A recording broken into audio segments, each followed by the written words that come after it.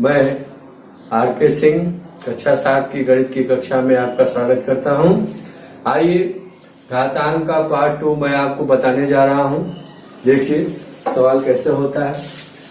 पहले है पहला सवाल 12 गुणे 12 गुणे 12 गुणे 12 गुणे 12 गुणे 12। कई बार 12 है, देख लेंगे कितनी बार। 1 2 3 4 5 6 बार है। तो इसको घात रूप में जब लिखेंगे तो लिखेंगे 12 घाते 6।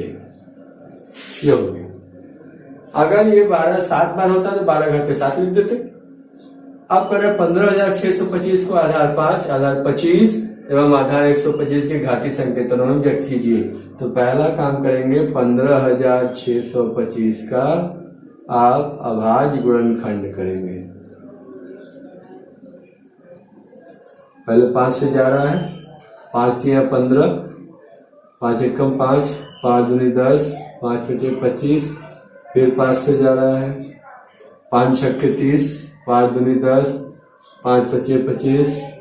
फिर 5 से, 5 एकम 5, 5 दूनी 10, 5 पचे 25।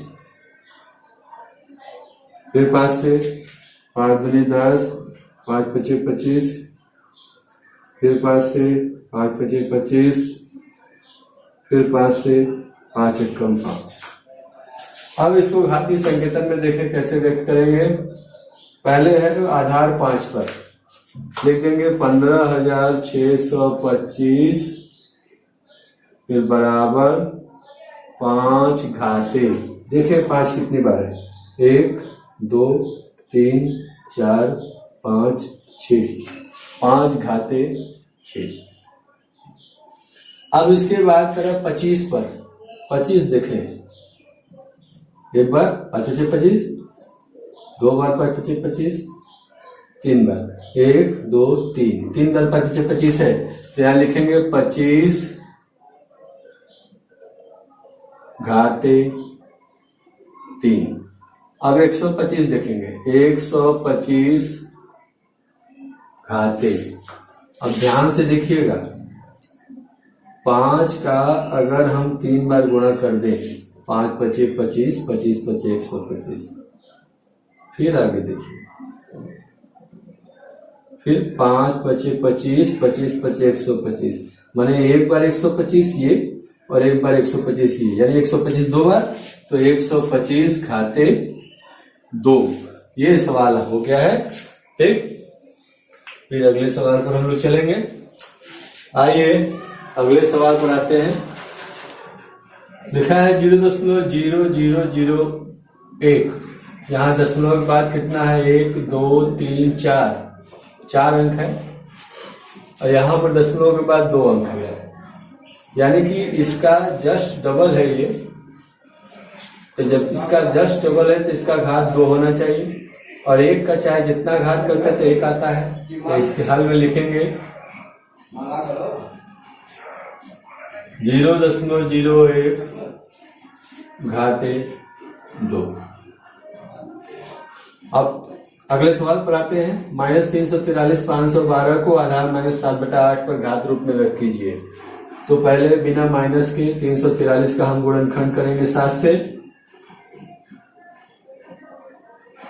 और इधर 512 का गुणनखंड करेंगे 8 से, क्योंकि ऊपर 7 है, ऊपर 343 है, नीचे 512 नीचे 8 है। 7 से किए, 7 चौक के 28, बचा 6, 63 हुआ। 6 और 3 7 9 63।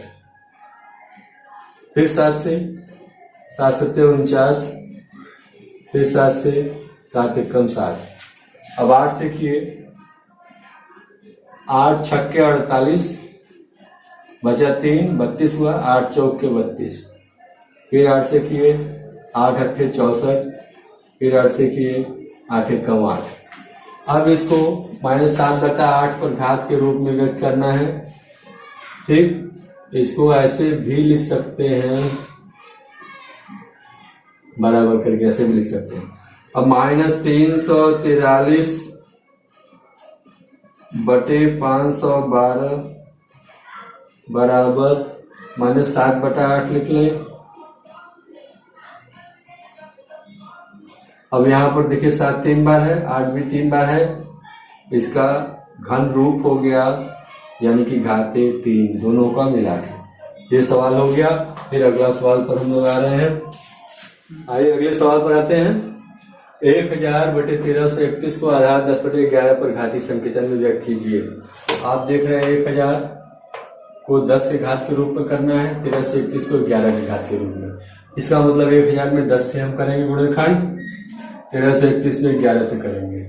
10 से किए 10 एकम 10 यानी 100 बार गया, फिर 10 से किए 10 बार गया, फिर 10 से किए 1 बार गया। अब इसी तरह से 11 से किए 11 से 13 में 1 बार जाएगा, बचेगा 23, 11 दूनी 22, फिर यहाँ 1 बचा 11 हुआ, 11 एकम 11, फिर 11 से जाएंगे 11 एकम 11, 1 बचा, फिर 11 से 11 में 1 बार, फिर 11 से 11 में 1 बार। अब इसके बाद इसके घातीय संकेतन के रूप में लिखेंगे 1000/1331 बराबर 10/11 घाते 3, क्योंकि 1 2 3 बार, 1 2 3 बार है। ठीक, इसके बाद अगले सवाल पर हम लोग आते हैं। आइए अगला सवाल हम लोग लगाते हैं।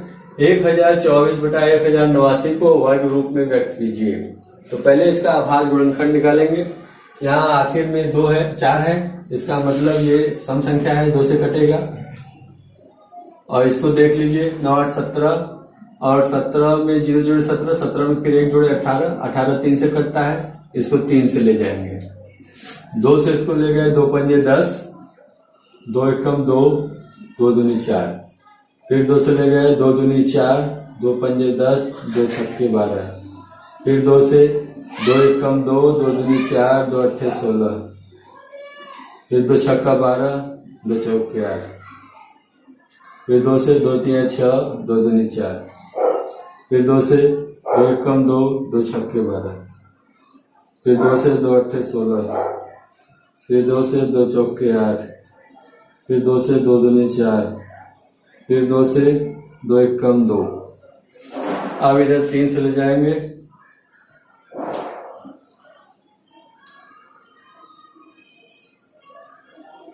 3 तिरिक के 9, 1 बचा, 3 छक 18, फिर 3 तिरिक के 9, 3 एकम 3, 3 दूनी 6, 3 एकम 3। अभी 11 से जाएगा, 11 एकम 11, फिर 11 एकम 11, फिर 11 एकम 11। अब वर्ग रूप बनाएंगे, मतलब जोड़ा बनाना है। ठीक, अब यहाँ देखिए 1 2 3 4 5 6 7 8 9 10 10 बार है, तो 5 का जोड़ा बन जाएगा, तो 5 बार हो जाएगा। 1 2 3 4 5, फिर 5 का जोड़ा बन जाएगा। इसी तरह इसमें जोड़ा किसका बनेगा, 3 से 11, फिर 3 से 11, माने 33 का जोड़ा बन जाएगा। अब ध्यान से देखिए, 2 दूनी 4, 4 दूनी 8, 8 दूनी 16, 16 दूनी 32। इस तरह नीचे भी 2 दूनी 4, 4 दूनी 8, 8 दूनी 16, 16 दूनी 32। अब इसको लिख देंगे वर्ग रूप में 1024/1089 का वर्ग रूप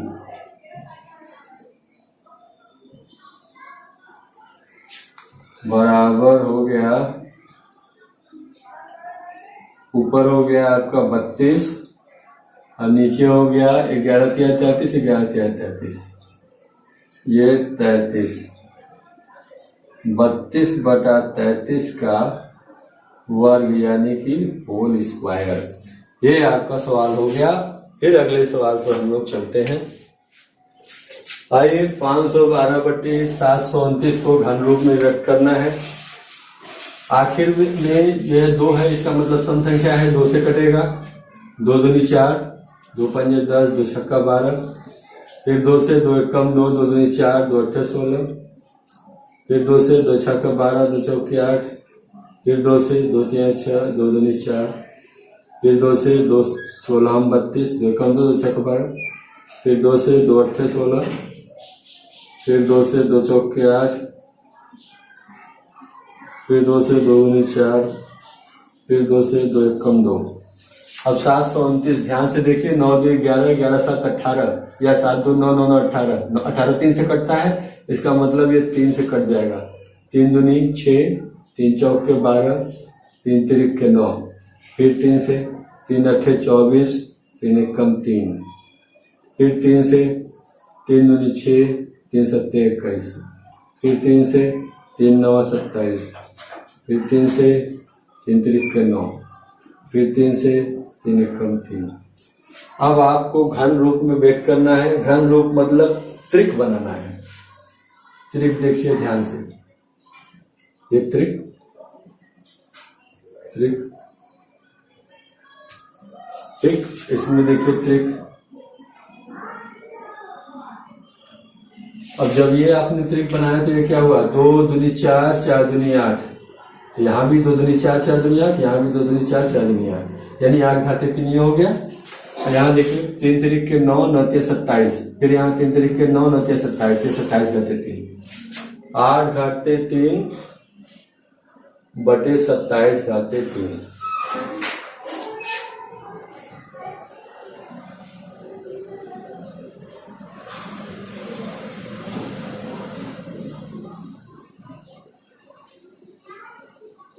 ओ गलत हो रहा है ना, 27 घाते 2 हो रहा है,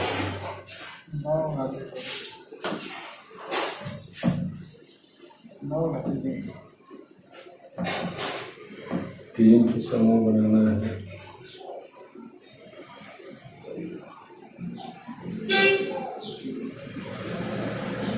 तीन ग्रुप, ठीक, 512 700। यहाँ देखिए 8 का 3 तो बन गया, त्रिक बन गया। इसी तरह यहाँ 3 तिरिक के 9, फिर 3 तिरिक के 9, 3 तिरिक के 9, 9 का 3 त्रिक बन गया। तो यहाँ पर हो जाएगा 8 बटा 9 घाते 3, यानी 8 बटा 9 का घाते 3, इसका घन रूप हो गया 8 बटा 9 का घन। ठीक, इसके बाद अगले सवाल पर हम लोग आते हैं। आइए अगले सवाल पर आते हैं। यहाँ देखिए 0.0000001 का वर्ग रूप होगा, इसका वर्ग रूप निकालना है। तो पहले कितना दशमलव बाद कितना अंक है, 1 2 3 4 5 6,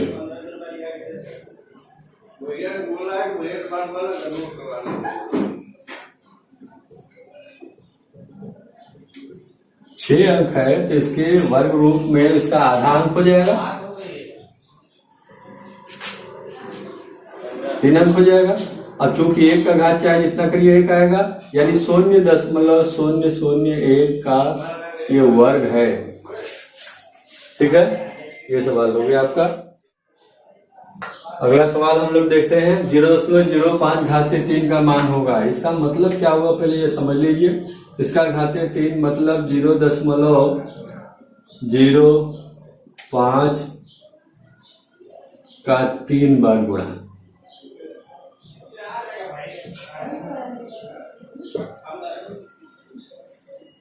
ठीक है, 5 25 25 25 25 125। दशमलव कितना हो जाएगा, 2 अंक ये और 3 ये, 2 अंक और 3 में गुणा होती है 6 अंक, 3 अंक पहले से 4 5 6 अंक पे दशमलव, और दशमलव पहले अंक खाली है तो यहाँ 0 लगा देंगे। ये इसका मान हो गया। तो इसका मान क्या हो गया, 0.000000125, ये हो गया आंसर। ठीक है, चलिए अगले सवाल पर हम लोग आते हैं। अब ये 10वां सवाल देखें। 64 बटा 125 के घन रूप का आधार होगा। आधार क्या होगा, ध्यान से देखिए। अगर इसका हम घन करते हैं तो 2 दूनी 4, 4 दूनी 8 नहीं हुआ। इसका घन किए तो 4 चौक 16, 16 चौका 64 आ गया, 5 पचे 25, 25 पचे 125। देखिए कैसे,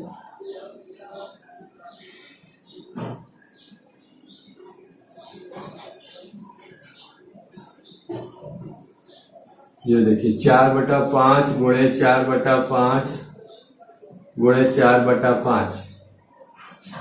ध्यान रखिए 4 चौक 16, 16 चौक 64, 5 पचे 25, 25 पचे 125। यानी आपका आंसर क्या हो गया? 4/5। तो आधार क्या हो गया? 4/5 होगा।